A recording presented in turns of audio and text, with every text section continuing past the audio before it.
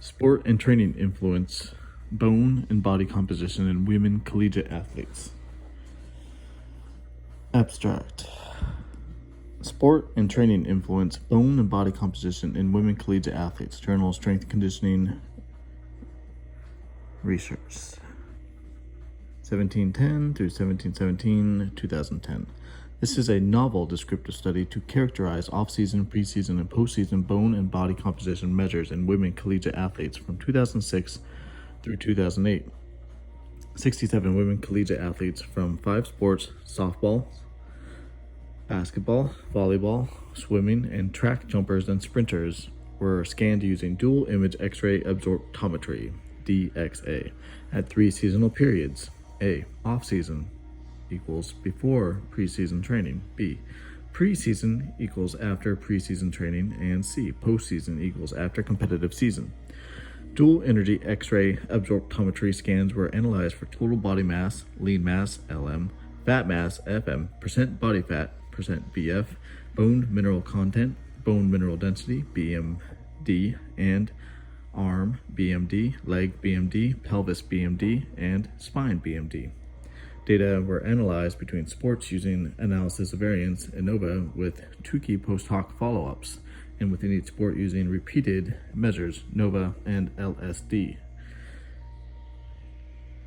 Significant off-season to preseason and postseason changes in percent body fat, lean mass, and bone mineral density within each sport were as follows, respectively. Softball, -7 plus 4 plus 1%. Basketball, -11 plus 4 plus 1%. Volleyball, unchanged, and plus 2%. Swimming, unchanged, plus 2.5%. And unchanged. Track jumpers and sprinters, -7 plus 3.5, and then plus 1%. Comparisons among athletes in each sport showed bone measurements of swimmers averaged 4 through 19% lower than that of athletes in any other sport, whereas for track jumpers and sprinters, percent body fat and fat-free mass averaged 36 to 43% lower compared with other sports, where fat mass averaged 36 and 43% lower compared with other sports at all seasonal periods. Values for athletes playing basketball and volleyball were most similar, whereas softball athletes' values fell between all other athletes. These data serve as sport-specific reference values for comparisons at in-season and off-season training periods among women collegiate athletes in various sports. It is well documented that participation in women's collegiate athletics may induce changes in bone and body composition. In addition, comparisons among sports have demonstrated distinct bone and body composition similarities in women athletics, which are likely related to sport-specific training practices and body types conducive to sports success. Significant differences among sports with regard to total body bone mineral density, BMD, have been linked to sport-specific mechanical loading, bone strain, total body mass, TM, and lean mass, LM. For example, BMD in lumbar spine and pelvis sites in women endurance runners and swimmers have been shown to be considerably lower in women in other sports. Body composition differences among women in various sports have also been observed and can be attributed to the sport-specific physical requirements. For example, height for volleyball players, physical training required for optimal performance in the sport, and perhaps even a desired sport-specific aesthetic body type. For example, gymnastics. These adaptations in women's bone and body composition as a result of the sport participation may also be considered beneficial to their overall health and fitness, possibly reducing the risk of developing certain chronic diseases later in life, such as osteoporosis and cardiovascular disease. Although previously published studies provide important information related to the bone and body composition of competitive women athletes, the majority of studies were limited to data measured at a single time period during the training or competitive season. Furthermore, the complete interpretation of published data and the precise measurement time period with respect to the athlete's training and competition history was often not specified. This methodological problem renders cross-study comparisons uncertain at best. and could lead to spurious conclusions regarding seasonal effects of training in women athletes. Though it is not currently known for most women's sports, it would clearly be of value to document bone and body composition measures during preseason training and again after the competitive season. Such standard chronological means linked to the training year would have important implications for coaches in the evaluation of effectiveness of sport-specific training. Although, to the author's knowledge, there has been no published serial measures of bone and body composition variables in women athletes that include measurements just before initiating preseason training, that is, after the off-season, in which some deconditioning invariably occurs. The inclusion of this off-season measurement would be of value not only for a comparative and health perspective, but also serve to quantify the annual effects of detraining, training, and physical maturation on bone and body composition. Therefore, the purpose of the study was twofold: A, to serial quantify bone and body composition profiles of women collegiate athletes over off-season, preseason, and postseason measurement periods, and B, compare and contrast these profiles of women participating in softball, basketball, volleyball, swimming, and track and field. Methods. Experimental approach to the problem. To determine the sport and training influences on bone and body composition in women collegiate athletes, all women varsity athletes recruited and currently competing at the NCAA Division I university in softball, basketball, volleyball, swimming, and track and field completed multiple dual energy X-ray absorptiometry (DXA) scans yearly in the exercise physiology laboratory. These measurements were required as part of the standard of care for all varsity athletes. The serial DXA measurements were completed at 3 different seasonal periods operationally defined in this study. As 1. Off-season equals assessments completed just before the women's began preseason physical training. 2. Preseason equals assessment completed after preseason training and just before the competitive season. And 3. Postseason equals assessments made just after the completion of the competitive season. These data was grouped by sport and compared between each sport per seasonal period, and also compared all seasonal periods within each sport. The subjects. The study sample comprised women athletes, N67, from 5 sports: softball 17, basketball 10, volleyball 7, swimming 16, and track jumpers and sprinters 17.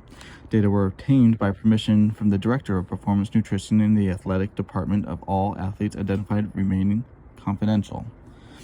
Procedures. All DXA scans were conducted by the Athletic Department Director of Performance Nutrition on her trained staff according to the standard DXA protocol at the Sidney and J.L. Huffington Institute for Sports Medicine and Human Performance on the campus of Texas A&M University. The protocol for the study was considered by the Texas A&M University IRB and was deemed exempt from review. Before each scan, all athletes' height and weight were measured using a medical grade standard beam balance scale and its height rod. The DXA GE Lunar Prodigy Advanced Madison, Wisconsin, USA derived data for analysis included TM, total body, lean mass, total body fat mass, FM, percent body fat, total body bone mineral content, BMC, and total BMD, with specific BMD sites of importance being arm bone mineral density, ABMD, leg bone mineral density, LBMD, pelvis bone mineral density, PBMD, and spine bone mineral density, SBMD. These specific BMD sites were recorded because of their sensitivity to weight-bearing activity. The DXA measurements were completed on athletes participating in softball, basketball, swimming, and track and field during the scholastic year, August through May of 2006 through 2007. Unfortunately, no values for swimmers were recorded at the off-season period, therefore only softball, basketball, volleyball, and track and field data were analyzed for the off-season period. Measurements on volleyball athletes were completed during the 2007 through 2008 year. Demographics for all athletes are detailed in Table 1. Statistical analysis, SPSS for women's version 15.0, SPSS Incorporated, Chicago, Illinois, was used to analyze the data. Tests for significant differences between the sports at each seasonal period were performed via analysis of variance, ANOVA, with 2 key post hoc follow-up testing when necessary. Dependent variables of the interest included TM, LM, FM, %, BF, BMC, BMD, ABMD, LBMD, PBMD, and SBMD. To determine if significant differences occurred within each sport over the seasonal periods, repeated measures ANOVA with least significant differences, LSD, pairwise Pocock tests were used. The compairwise type 1 error rate was set at less than or equal to 0.05. Results. The results of comparing all women's sport groups at each seasonal period are shown in Table 2. In comparison to the other athletes, track jumpers and sprinters range between 14 and 23% less in TM, 50 to 55% less in FM, and 40 to 44% less in BF at the off-season measurement period, Table 2. Basketball and volleyball athletes had the highest TM, LM, and LBMD, with values for basketball women significantly higher than those in softball, +11, +13, and +0.8% respectively, and track, +23, +12, and +6% respectively. Bone mineral density and BMC were significantly higher in basketball compared with softball athletes. BMD +6%, BMC +14%, but differences in these two variables among basketball, volleyball, and track athletes were not significant. No ABMD, PBMD, and SBMD sport differences were found among the athletes. At preseason, Table 2, all bone measurements in swimmers were significantly less compared with all other athletes, ranging as follows: BMC less than or equal to 10 through 23%, BMD less than or equal to 10 through 15%, ABMD less than or equal to 6 through 9, LBMD less than or equal to 14 through 21%, PBMD less than or equal to 19 through 25%, and SBMD less than or equal to 13 through 19%. Female track athletes had the lowest TM, FM, and % by BF values, ranging as follows: TM less than or equal to 10 through 21%, FM less than or equal to 42 through 60%, and %BF less than or equal to 36 through 50%. Basketball and volleyball athletes had the highest LM, with values for female basketball players being significantly greater than those of softball players, +13%, swimmers +11%, and female track athletes +12%. Respective values for softball athletes fell essentially between the extremes of those recorded for other sports at the post-competition measurement between period, Table 2. Swimmers again measured the lowest in BMC, less than or equal to 13 through 28, BMD less than or equal to 11 through 17%, LBMD less than or equal to 13 through 21%, PBMD less than or equal to 18 through 25%, and SBMD less than or equal to 13 through 21%. Whereas women jumpers and sprinters were lowest in %BF, less than or equal to 32 through 45%, and FM, less than or equal to 37 through 54. Measures total body mass measured significantly higher in basketball athletes compared with swimmers, +14%, and female track athletes, +25%. And LM was significantly higher in basketball players compared with athletes competing in softball, +12%, and track and field, +11%. All significant differences previously mentioned had a calculated effect size greater than or equal to 1.12.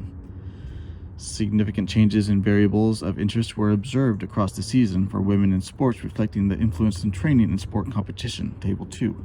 When significant changes were noted, they generally occurred in the sports between the off-season and preseason or post-season periods, while the SBMD measured significantly different among the seasonal periods of all sports.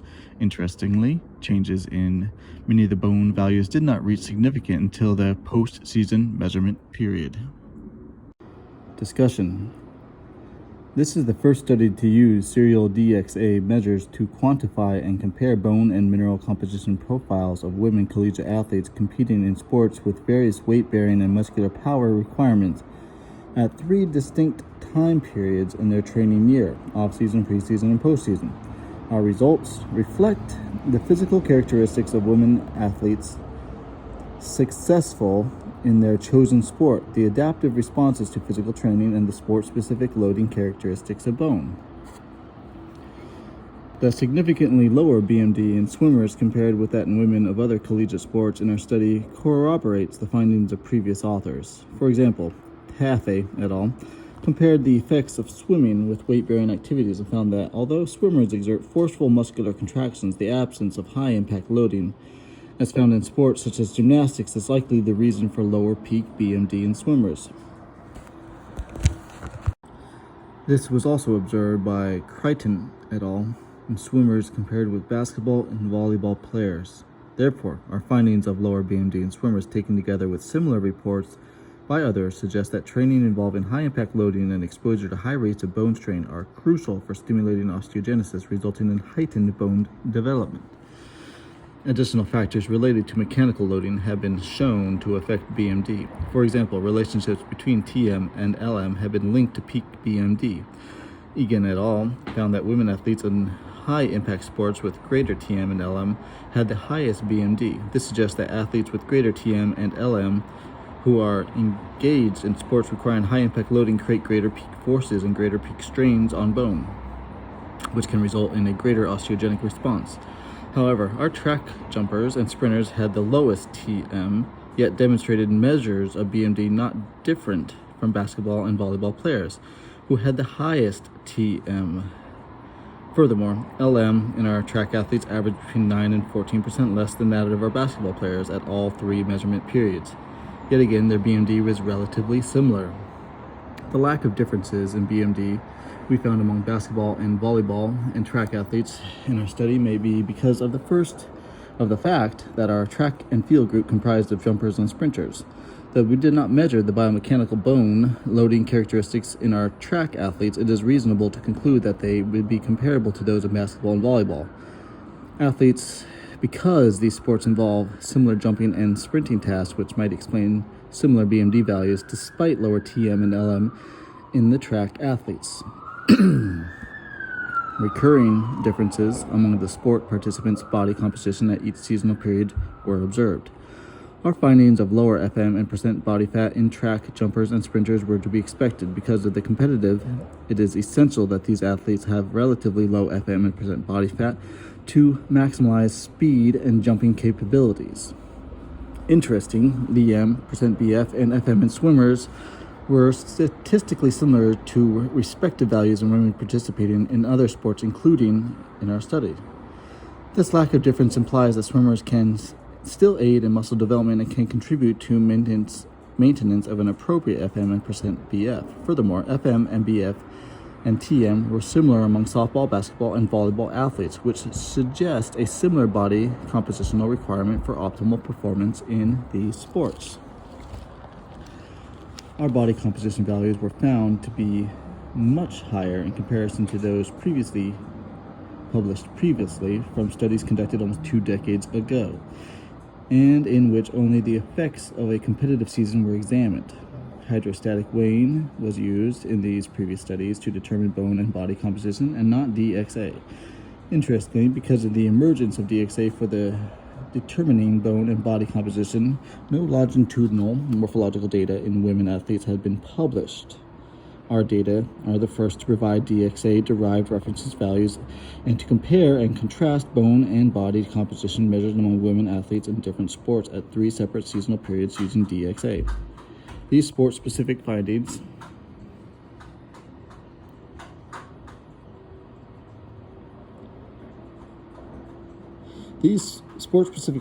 will provide coaches and other practitioners with comparative morphological values for collegiate women athletes participating in the sports represented in our study. It was observed that women softball players exhibited BMD values at an off-season that were significantly lower, -7%, in comparison to those of basketball athletes. However, by the preseason measure, no significant differences in BMD were observed. Thus, it appears that preseason training for softball athletes, with an emphasis on resistance exercise training for strength and power, was sufficient to stimulate an increase in BMD. However, by postseason, when the women were engaged in playing the game, it appears that preseason training for softball athletes, with an emphasis on resistance exercise training for strength and power, was sufficient to stimulate an increase in BMD. However, by postseason, when the women were engaged in playing the game with little time spent in resistance training, BMD values were again significantly lower, -7, 0.4%, compared with basketball players. This demonstrates the importance of serial measures of BMD and other measures of bone mineral and body composition when drawing conclusions about the effects of sports participation on these variables. Previous authors generally based conclusions on a single measurement period and rarely specified the seasonal period in which their measures were made.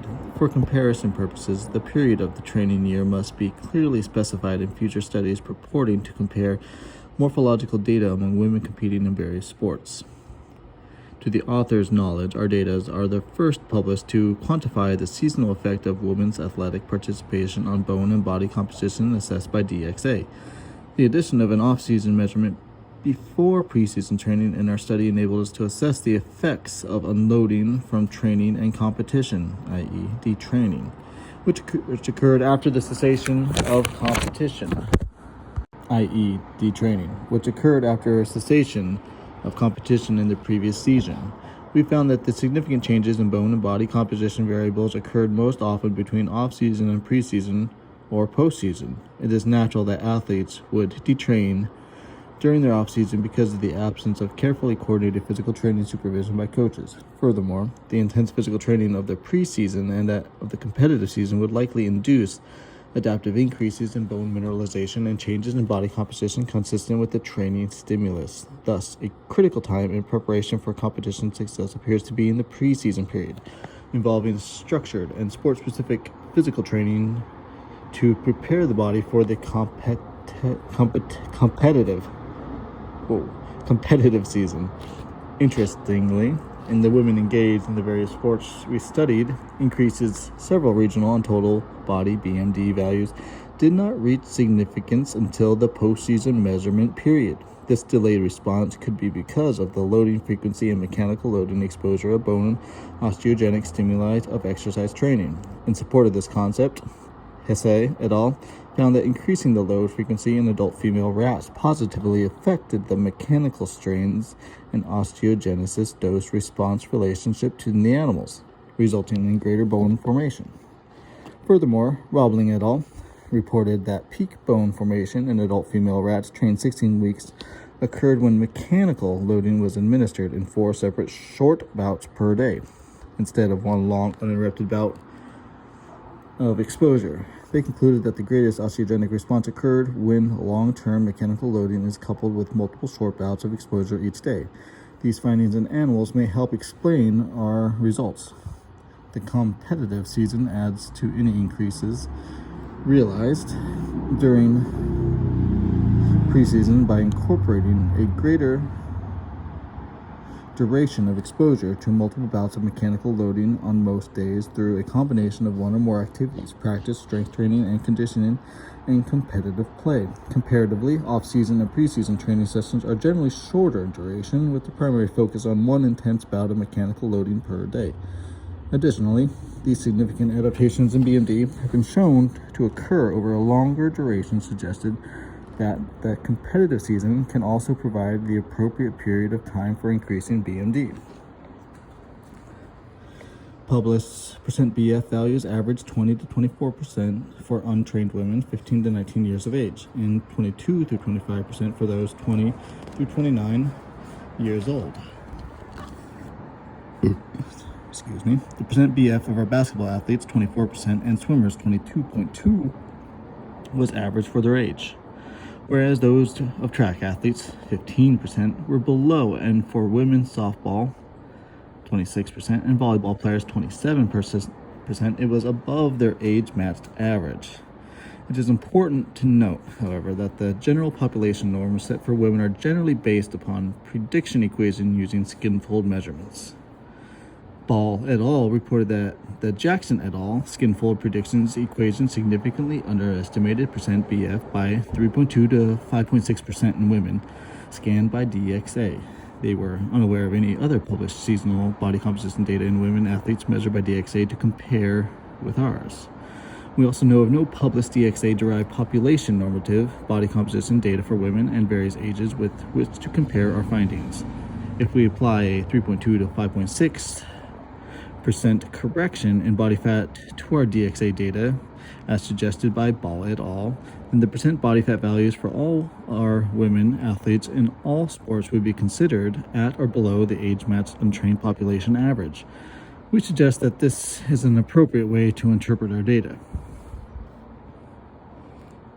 Attaining a peak bone density during a woman's maturation phase into her early 20s can have profound health implications in the prevention of osteoporosis later in life. Because weight-bearing physical activity can promote increases in bone density, sport participation by women has potential to promote healthy bones.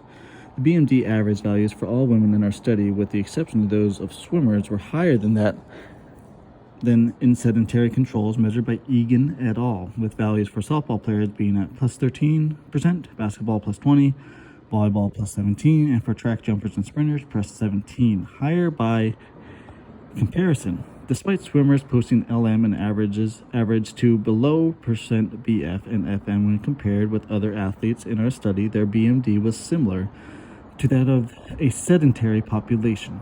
This likely reflects the nature of their sport, in which buoyancy forces of water reduces bone stress, and therefore the stimulus for increased BMD participation in other sports included in our study seems to contribute to a healthy bone profile in these young women. In summary, to our knowledge, this is the first study to use serial DXA measurements to quantify bone and body composition measurements in women participating in 5 NCAA Division I collegiate sports programs at 3 distinct seasonal periods. Women athletes in our study generally demonstrated sport-specific differences in body and bone composition. Furthermore, many of the variables measured responded appropriately to physical training and sport competition. Thus, it is important that training status be taken into account when comparing women's bone and body composition among sports. In regard to overall health benefits, we found that these women athletes throughout all 3 sports seasonal periods generally posted higher BMD, except for women swimmers, and average to below average percent BF values compared with their respective age-matched population. Practical application. For the practitioner involved in coaching and training, these data can serve as sport-specific standards for comparison at off-season, preseason, and postseason training periods among women athletes participating in the sports included in this study. Furthermore, these data can serve as reference values for bone and body compositional changes that accompany training and maturation throughout an athlete's collegiate career. It is important to note that these team results are not position-specific and do not account for likely position-specific variations that will exist within each sport team. Therefore, applying these values for individual athletes might not be appropriate. Also, these results should only be applied to women collegiate athletes participating in the sports included in this study, and it is not intended for high school athletes or other sports. Acknowledgements. Partial funding supported by Sidney and J.L. Huffin's Institute for Sport Medicine and Human Performance at Texas A&M University.